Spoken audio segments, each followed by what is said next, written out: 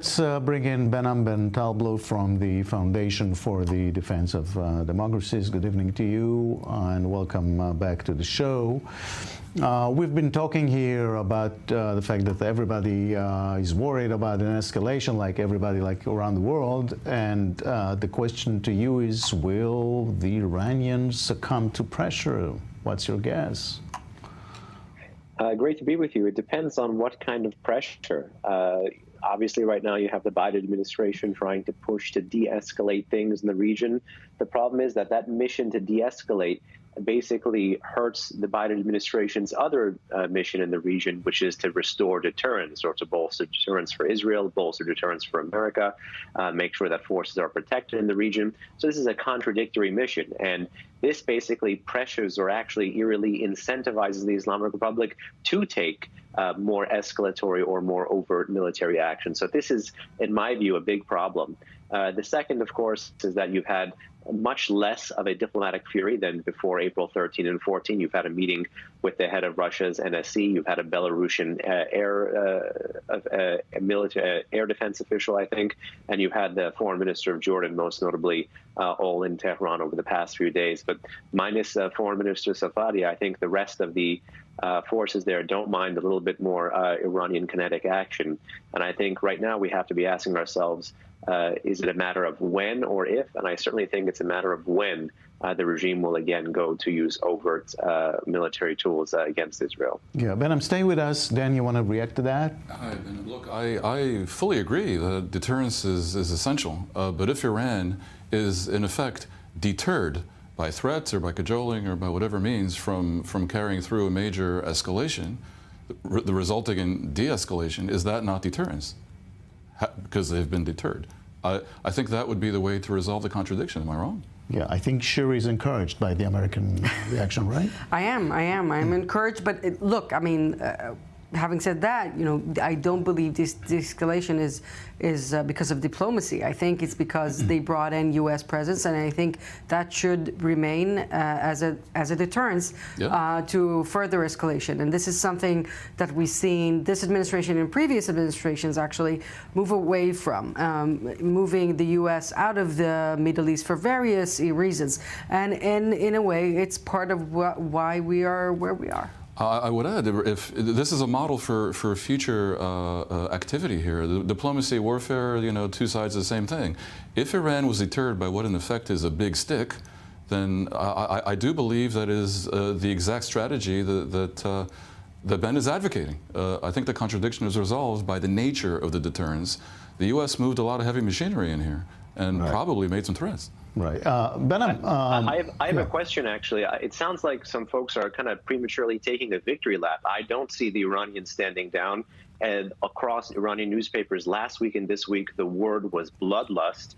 It is responsible. It's wise for the U.S. to be moving the 4,000+ troops to the region. It's wise to be adding more air and missile defenses. But I don't think the Iranians have stepped back. Am I incorrect? No, it was conditional. We were saying if they do, then it will be a case of successful deterrence. Yeah. And of course, we do not forget that the Iranians have been engineering the whole thing here for years. Yeah, they're not running away.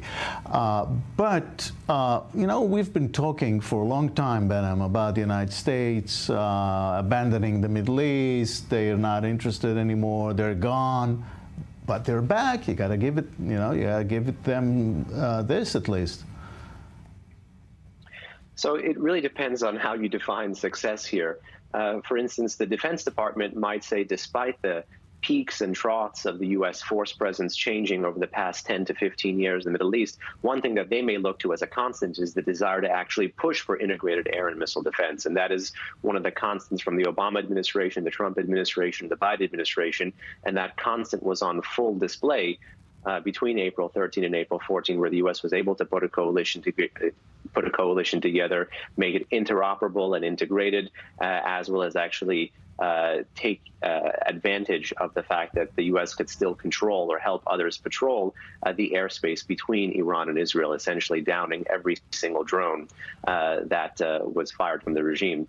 This time, however, if the regime does do a more multi-directional attack or directly go after U.S. forces, that raises the question as to, are these troops there sitting ducks? Because if we move more personnel, if we move more munitions, if we move more equipment, but our entire policy is based on deterrence by denial, meaning just intercept that which comes at you, and not deterrence by punishment, which is make sure the regime knows that they will risk losing something far greater or a far greater value than the cost of one projectile, we'll be going through multiple Aprils, multiple Augustes, and the fact that the Islamic Republic now is fighting a limited war overtly and kinetically against Israel, and Israel is somehow not able to respond or not able to claim it, means that the Middle East is getting more dangerous, not less, even though the U.S. keeps changing the size, quantity, lethality, and geography of its force posture in the CENTCOM AOR.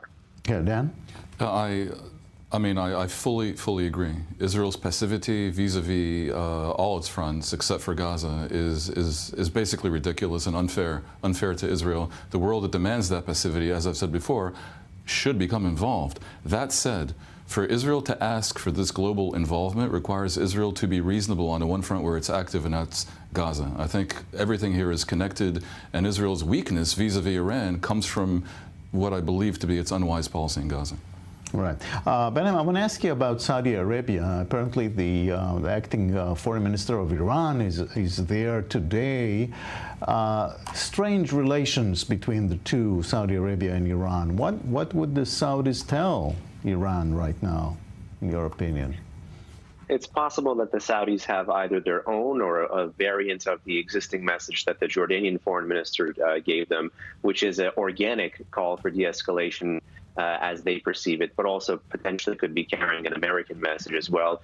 It's too soon to tell. But unfortunately, in the Iran-Saudi relationship, the Iranians understand that they have the leverage here. They essentially have forced Saudi Arabia, a major U.S. security and diplomatic and intelligence and even economic partner in the region, into this position of hedging away from the U.S. architecture, despite all the good news of a potential Abraham Accords 2.0, and having to slowly embrace the Islamic Republic. You had Iranian defense officials at a Saudi defense fair in 2024. You've had the opening of the consulate in Mashhad, the opening of the embassy in Tehran.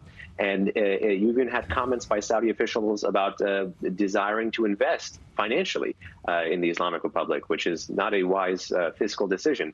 But nonetheless, all of this stems from the fact that the Saudis are moving into a pay-to-play scenario to buy their security from the Iranians. And that should be setting off major alarm bells in Washington that our partner does not believe we have their back, and to have their own back, they're hedging towards our adversary. So this, again, this cascade of events should be setting off major alarm bells.